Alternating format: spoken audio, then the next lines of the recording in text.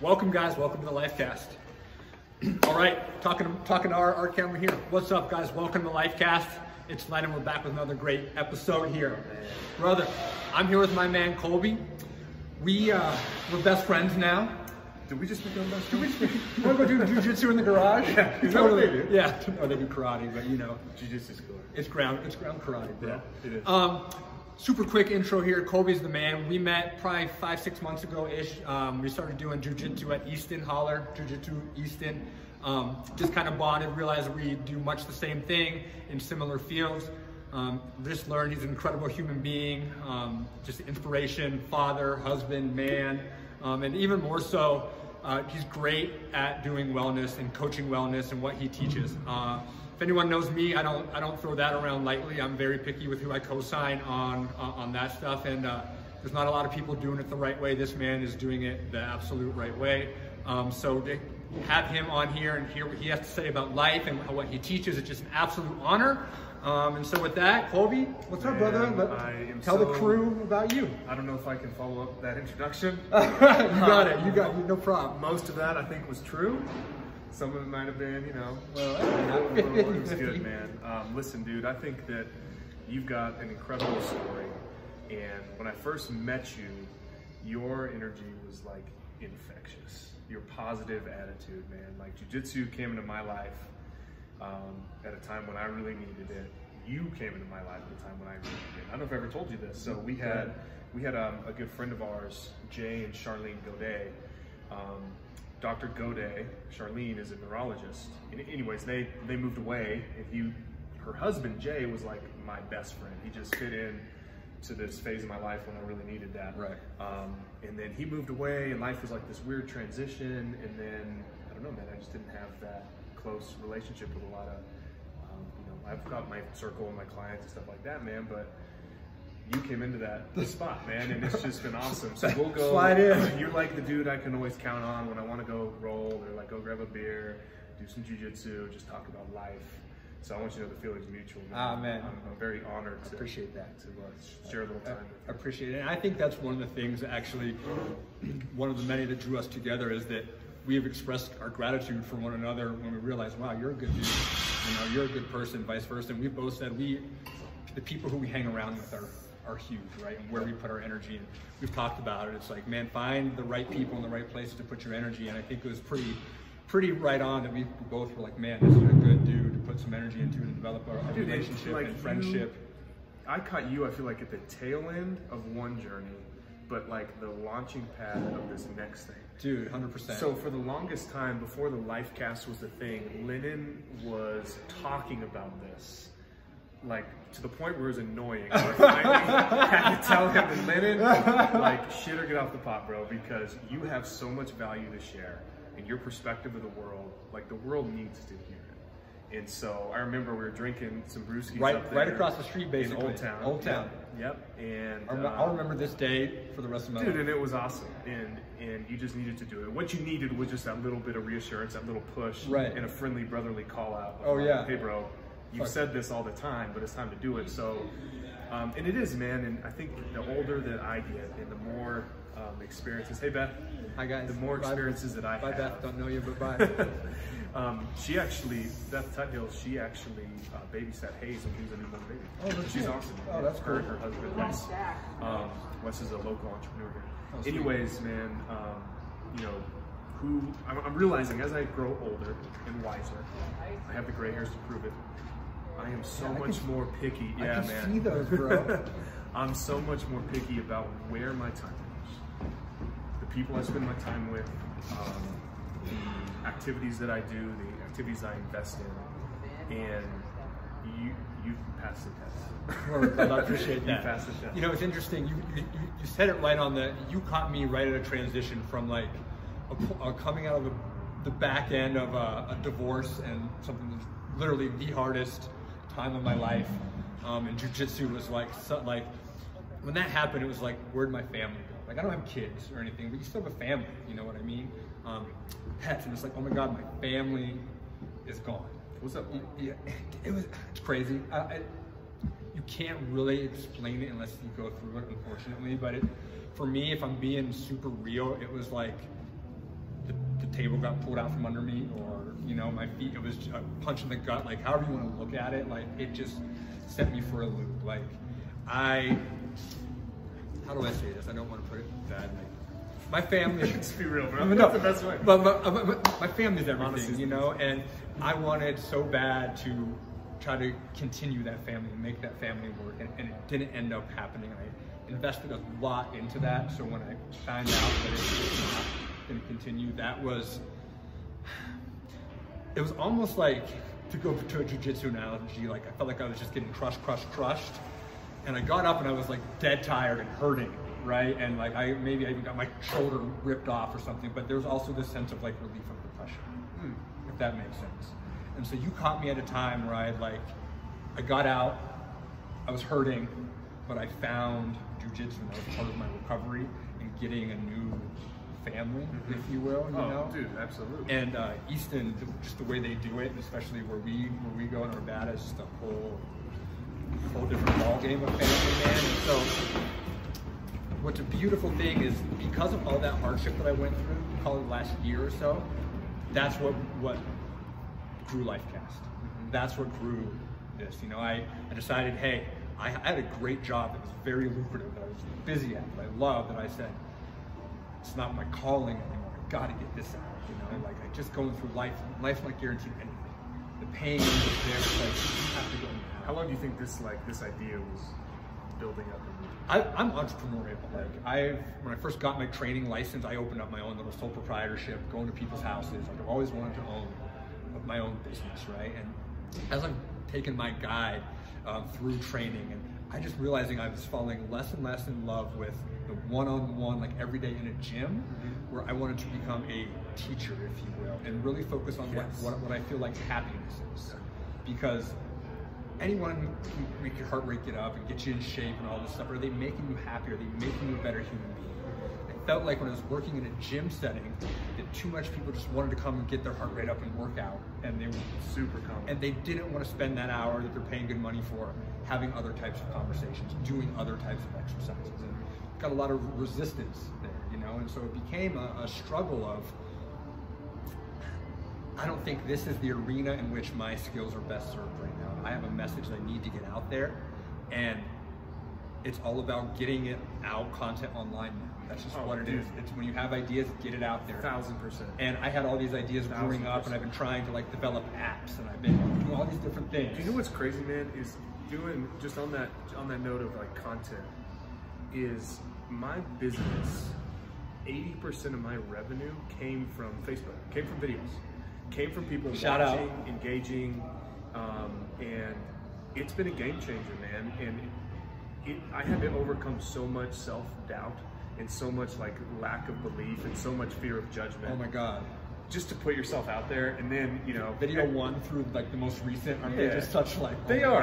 They are. And you know what, I've got really good feedback and like really good support, and people message me and give me tips when they see weird things, and it's very valuable. But dude, it's a digital economy, and I cannot tell you how many times throughout the week, bro, Mike Pike from Easton. He drove me to the fucking emergency room when I split my eye. Awesome. Never met the dude in his life. I'm in his car bleeding. I had never met him either. He's my other new best friend, bro. Another like shout out Mike, bro. Positive person.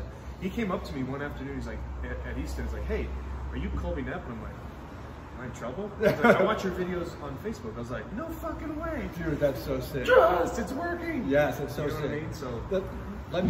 I thought of something when you said that, and it's something that keeps me going. Like as we talked just before camera, we were talking about, man, it's a grind and it's a struggle, and you're, you know, and the response, you know, you have 700-800 friends, and you're like, oh sweet, I'm gonna have 800 followers, no problem. No. Like what the fuck, people? Come on, you know what I'm saying? No. But what keeps me like super, and why I don't get discouraged, because no matter what post I'll put up, I'll get at least one like feedback, either a personal message or an email or a little comment.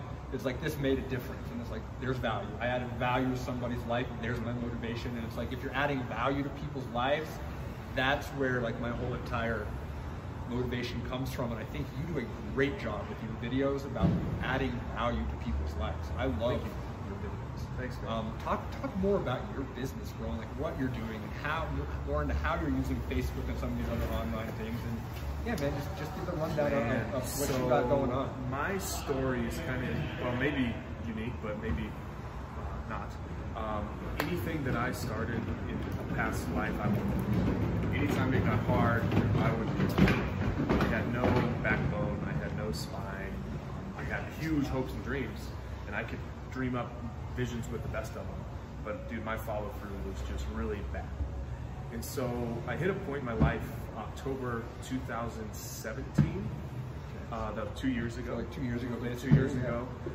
I was the heaviest I had ever been. I was 240 pounds, 25% body fat, which unfortunately, you know, is actually kind of normal in today's society, but from my perspective, it's pretty high. Right, not where you wanted to be. Not man, I was insecure, I was fucking tired, like I just didn't feel good, man. I just did not feel good. And I was working a job I didn't really like. I was out of coaching for a little bit, and I knew that I had some value to add, and I knew that I had some teaching that I wanted to do.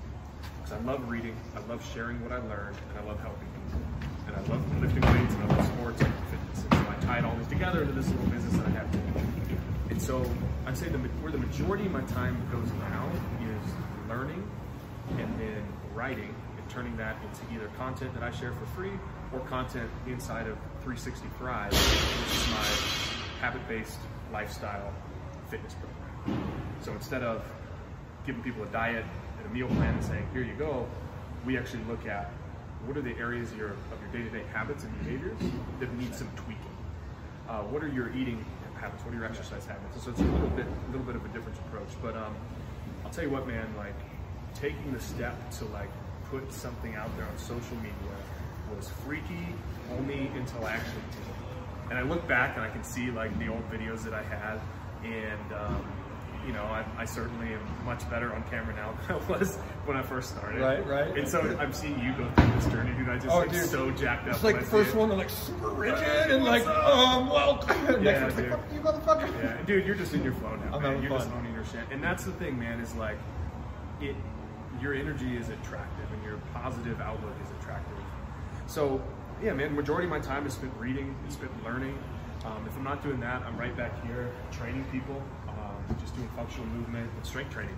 Really, man, you've taught me quite a bit. We use a lot of cars in our warm-ups from what you instructed me. You even helped me rethink breathing as a functional movement, foundational movement. Fundamental, you name it. Fundamental, the 3 Fs. Fun, fundamental. It really is, man. And on that note, dude, the breathwork challenge I just kicked off is talk awesome. about that. Talk more about that, dude. I'm first of all jealous that I didn't think about making this a challenge, because breathwork is one of my like just things that I do, and in fact, I love it. First of all, so super props. Talk more about it. Yeah, dude. Well, shoot.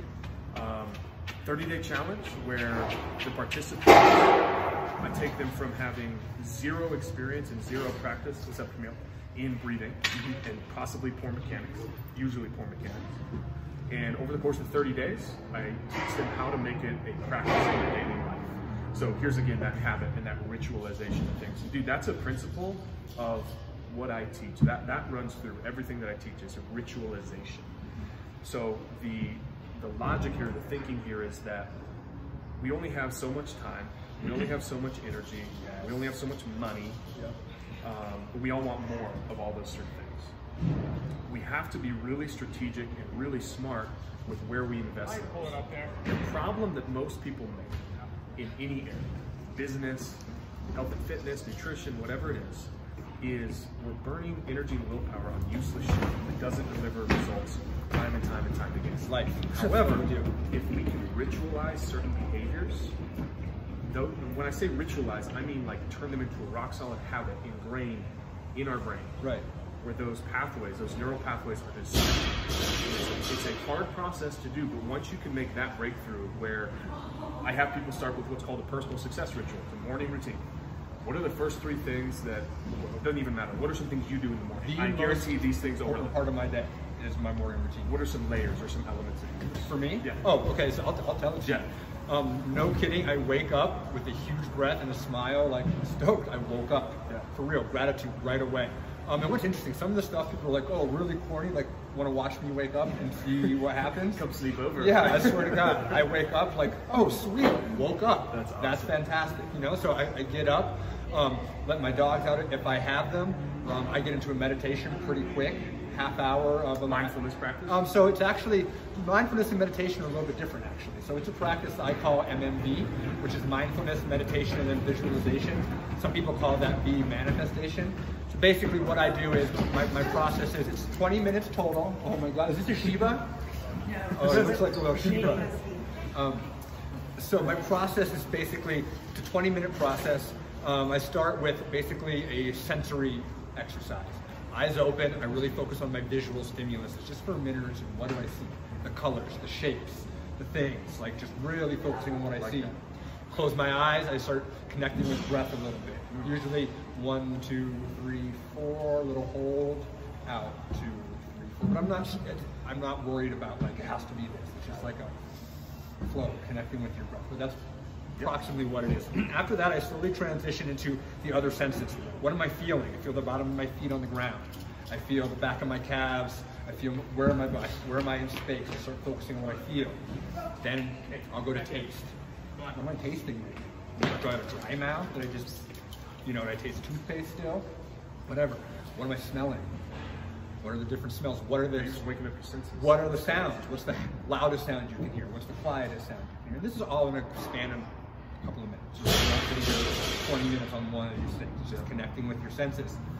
At the very end of that process, I slowly get into a transcendental meditation, which I really like transcendental meditation personally, and that's just basically using a mantra, repeat it in your head, try to connect it with your breath. The mantra can be any kind of real word, but you're not saying it, but you don't want it to mean anything to you. So it doesn't trigger thought, right? So for me, I say something called so hum, and it basically just means the one. I am the one. I think it's Sanskrit, but that's what it's something like that. Anyways, so that's what I say. I get into that, connect it with my breath. Now during meditation, all I'm trying to do is whatever happens. I don't try to stop my mind from thinking, because your mind thinks like your heartbeat. This is what it does. But when thoughts come in, I try to appreciate them and then let them kind of fly away. And it becomes this process where I eventually just focused on the internal sound of so. After about, 20 minutes total, I check a little timer. It gets a little vibration. Then I get into my last part of it where I just visualize the day. Where's my success going to happen?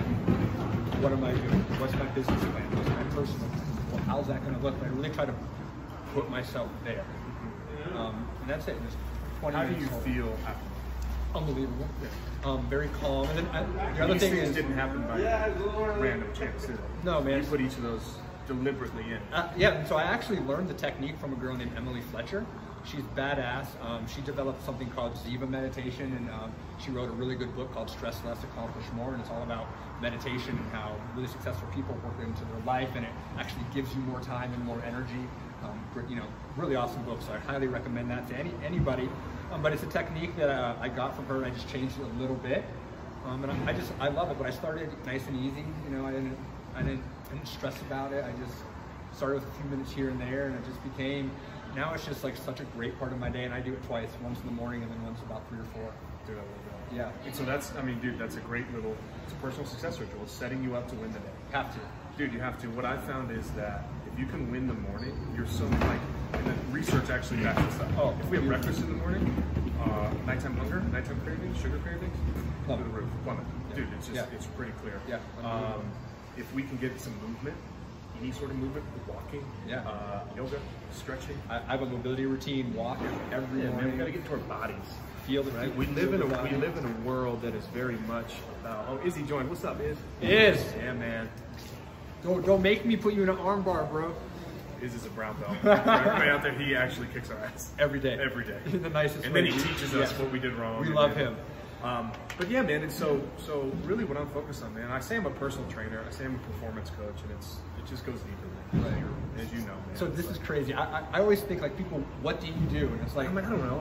and what people expect actually is like, what are you? What they're actually asking you. But if you want to know what I do, how much time do you have? Yeah, sit down. I was thinking about the other day, and I was like, I think I'm a happiness coach. I want to teach people how they can live a happy life. And to me, that means health, Dude, I right? agree with that. And all these things. Like, if I can make you happy, I can't make you. If I can empower you to learn how to do the things, I think happiness is all lifestyle. forever. One thing that I love that you're saying, because you know what it all is behavior. It's all behavior. It's all learned. Yep. Everything, right? We learn. I'm talking about learning this week on my little videos. My principles. Learn is one of my principles. And I heard you say the word learn probably 100 times. Just one of my favorite parts of my day is when I get to sit down and read, when I get to digest content. And dude, the best coaches, the best people in your and I's position are the people who can be open to like, oh wow, that's another great perspective. Always craving. Dude, I had that knowledge. The job that I had before this. Talk about learning and what you've learned. I'm going through this audio program. It's like something insane, like 60 hours on learning. It's called Advanced Learning and Teaching Technologies. We back? Do we need to go? Okay, that's really good. Learning. So I had the job before this, man. I was a marketing manager of the software startup, and like there was no fucking space to like learn and reflect. It was just so chaotic and so like go. We have goals and numbers and KPIs. There's no growth. Like, granted, I take that back. There was certainly growth in some capacities, but like when I would get home, dude, I was just so tired. I didn't want to read a book. Right. I mean, I don't want to eat pizza and like play video games. Yeah. So I'm blessed to be in a position now by design where I have a career that my livelihood and the amount of income and impact that I have is entirely based upon how much I learn and how much I give. Isn't that beautiful? You know what I mean? Learning and giving, man, two of my principles. Yep. Absolutely. And I think that's what attracts me to our kind of profession, because we're in very similar professions and we do it, is that we love what we do, so we want to just crave that knowledge, but then the fact that we can give it, and selfishly I feel great when I can give someone knowledge and see them apply it. And so I think that part of learning is also educating without being pushy and pushing your knowledge on people, but when you have the capacity and the ability to then help someone else learn, that's a beautiful thing too, you know. And I really they're just like playing, like talking to your body. Dogs. It's also one of the things, I think it's a good way we can transition a little bit. I want to talk about jiu-jitsu with you even more. Yeah, let's dive in. And I think learning and giving in jiu-jitsu are two huge things. They're intimately connected. Exactly. So tell me your jiu-jitsu story, how you got to jiu-jitsu a little bit, and how it fits in your life. My very first class was actually so October 2017, that's when I decided I was going to quit my job and I was going to start my own business. Okay. That same month, I did my first class at Easton 2 years ago. Okay. 2.5 years ago. I remember hearing that you started a little bit, took some time Dude, off. I did, and then, so I went to like a class or two, and I was super out of shape and like totally lost. So lost in jiu-jitsu, man. Jiu-jitsu is a weird ass sport. Oh my God, it's crazy. And so I went through a few classes, and then like I quit my job, and so I was like, all of my energy needs to go into my business. I literally cannot afford to have a misstep here. Right. I do not want to go back to working for somebody else ever again. Yeah. So I had to make a value judgment, and I was like, right now, this is not the time. Right. This past April is when everything finally clicked. My business is the point where I could justify, you know, jacking around for 2.5 hours in the middle of the day. You know what I mean? Wrestling. Yeah. Wrestling. Yeah. What does he call it? Jammy wrestling? Yeah. Jammy wrestling. Jammy wrestling. And so, man, I've really thought about this a lot. Here's what I really like about jiu-jitsu. There's the physical side. And I mean the physical, like the touch. Yeah. Like, in not in a weird way, but the human connection, human touch is like it's like an important thing. And I don't think. Which the physiology of touch is crazy on so many levels. And it is. You're like, when you're doing jiu-jitsu, you're really close with people. Dude. And it like, I realized real quickly, it was like, I'm glad that I have good hygiene. I'm glad other people do too, because you're not going to last long. Yeah, okay. In jiu-jitsu if you're stinky. Mr. Stinky Day. That one day. Everyone kept walking in and be like, I really wanted to get it in. I was like, it's lit. Yeah. One of us has a washer, the other one. The physical side too of like, dude, of like angles and pressure and just feeling different. It's a kinesthetic version of learning. Oh, dude. Do you know what I mean? 100%. Like it's not like you can watch a move and see your professor, your instructor teach it. But it's not going to click until you do the thing this time, until you hit it in live training. Then that's the point I'm convinced that you got it. Yeah, you have the thing. For sure. You hit it in live training, like it's now part of your game. You know, you get to a point where you're like, wow, I'm actually, I know some jiu-jitsu now. too. I was talking to myself and be like, if someone asks you, do you know Jiu-Jitsu? I feel comfortable saying, yeah, right, I know Jiu-Jitsu. Yes. I'm a white belt, understand the positions. but I know the position. You probably know when you're in a bad spot. 100%. You know when you're in a good spot. I know many Unless ways. you're with a black belt and then you think you're in a good spot and you're actually about to get fucking choked. And you realize you're in the exact spot he wants you to be in, and then you start second guessing everything. Yeah, and he'll what am I doing? Put an arm out there, knowing you're gonna grab it, and then that's the end and of your life. Done. This looks fun. Yeah. Dude, JT one time, I wonder if he's still watching. Anytime I roll with him, he'll take my gi lapel. He'll like have me wrapped up. He'll dangle it in front of my face and wait for me to grab it, and then he grabs my arm. Dude, he did that sneaky motherfucker. He took it, he covered my face, so I went to move it, grabbed my arm. Yeah, dude. I was like, it's like next level, man. It's a chess game. And so there's then like he ended up wrapping it around my neck and fuck you, JT. It's like man, it's like this chess game where the more exposure you have, your knowledge tree is just that much bigger. Unbelievable. And like the type of learning too is like it's different than I've always done field sports. Right. I played rugby for a long time. I played basketball. That was my thing. Team sports. I've never really done individual sports before. So like jiu-jitsu, it's an individual pursuit, it's an individual journey, but you're not gonna make it. Can't. No way. You know what I mean? Like absolutely you're not. You just won't. You know what? One of the biggest things, it's like, for me, jiu-jitsu on a number of levels, like really hits hard. On a life aspect of like, I'm someone who I find parallels in things in life that, in real life, that actually like you can really draw great inspiration from, in a sense. You know, like I was walking the other day down a really treacherous path. This is fucking life. I saw that video. Stories. Yeah, it got cut off. It was really awesome. Anyways, it did. I was like, Lennon, what's the end of it? I was like, cut me off, motherfucker. That was a good video. You fucking rookie. But jiu-jitsu does that for me on a number of levels. The first and foremost, as a white belt, and you and I are big, strong, athletic guys, not super used to being dominated at a lot of stuff, not used to being pinned down at the bottom of stuff. Dude, freaky. Not by a 110-pound girl who's just throwing me around like I weigh nothing. And so, to me, it was like, man, a lot of times in life, things are out of your control, and you're going to be at the bottom. You're going to be getting smushed. You're going to have your arm twisted. You're going to have your gi wrapped around, right? You're going to be just in survival mode. But there's something to having that skill, because that is part of what's going to happen in emotional life events. Because life's hard, we all know that, right? Whether it's going to be a death of somebody, you lose a job, you get to, whatever it is, right? We're going to get these things where life's going to shit on us. It's going to put us at the bottom of the side control under a black belt, right? You can't breathe. It sucks. You just want to die.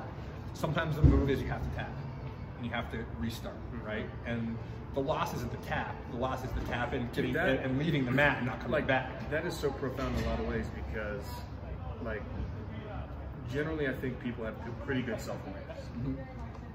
Pretty good. I would agree. I think that sometimes, however, they don't know when to call quits, and they don't know when it's time to like slow down and recover. Yes.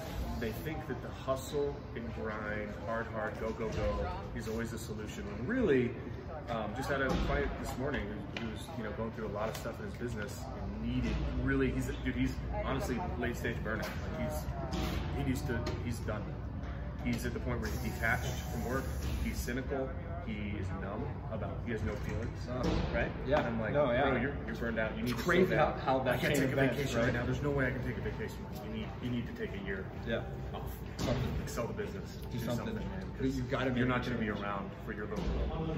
But it is, man. It's just having that self-awareness, the emotional intelligence to like not judge yourself and not think that it's a failure, and instead be like, wait a minute, how can I learn from this? Yes. And so the learning in jiu-jitsu is immediate. You get instant feedback. Oh yeah. Let me tell you, when you stick an arm in and someone rips it off.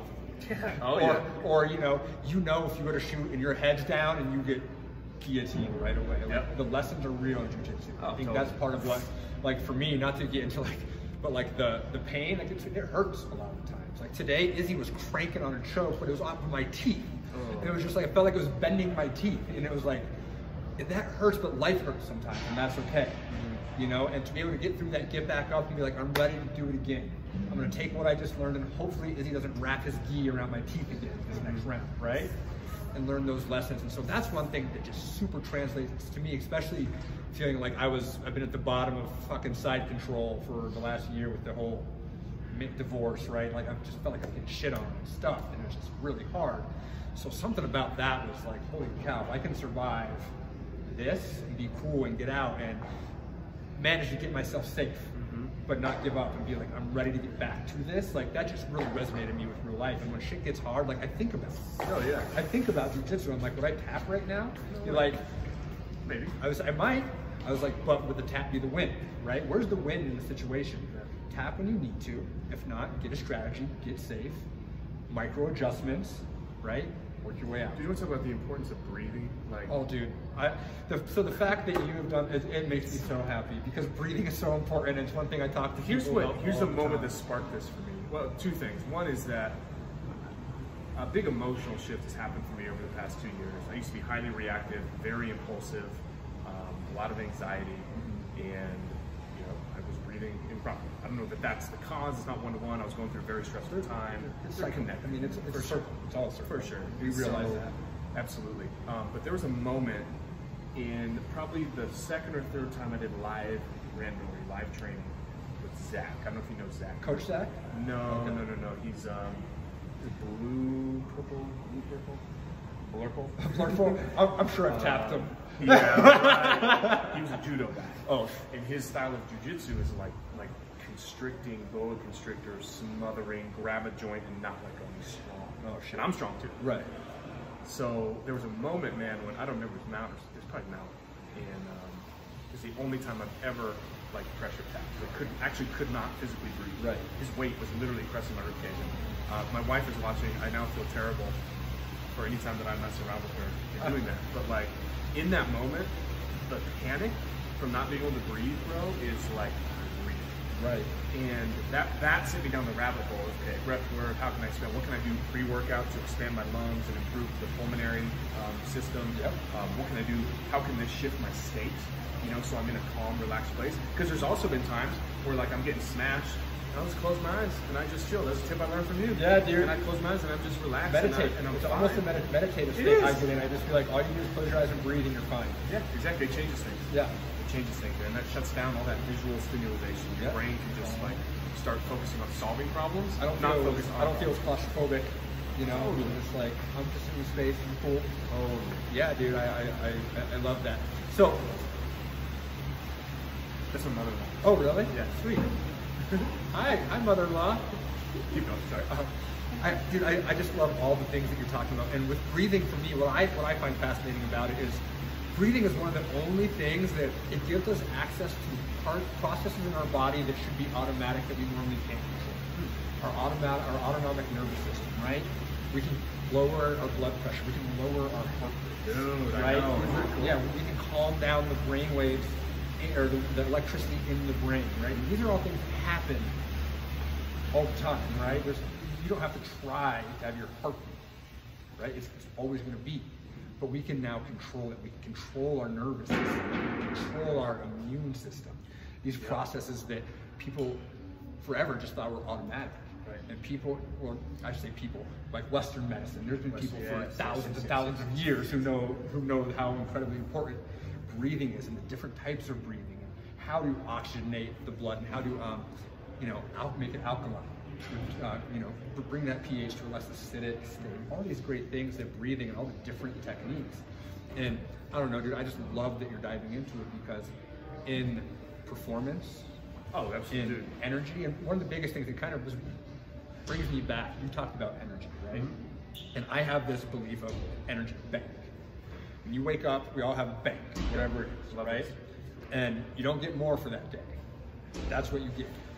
However, we fake it with stimulants. Well, exactly. Drugs. So, but what happens when I say people actually they say they don't have time for their self-wellness, actually they just don't have energy for their self-wellness because they put all their fucking energy in all these fucking places that don't bring energy. Now they're here and they have no energy, so they're popping stimulants, their bodies like they're not healthy. Yep. And it's not that they don't have time because they do have time, but when they do have time, they're so fucking out of it on so many levels. Right? And so that whole idea of what's super cool is with breath work, if you do it at the right times, different practices, that's how you grow your energy. That's how you get that. That's one of the biggest ways to so you wake up with this fucking much energy instead of this much. Yep. You know what I mean? And then it goes back to who are you hanging around with and where are you Well, think, dude, like, where look are at you this in order of importance.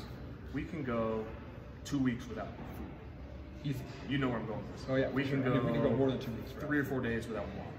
Maybe a week. Maybe. Not long. No, I would go 3 or 4 days. Like, how long can we go without sleep?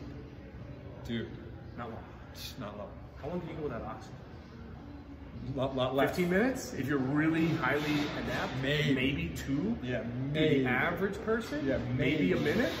Dude, consciousness, man, not long. Yeah, dude. So that alone, that's how I deduce that I'm like, this is probably, if nature, you know, and physiology dictates we have oxygen and we need this for ourselves, it's probably really important. Well, and there's also a difference between respiration and breath.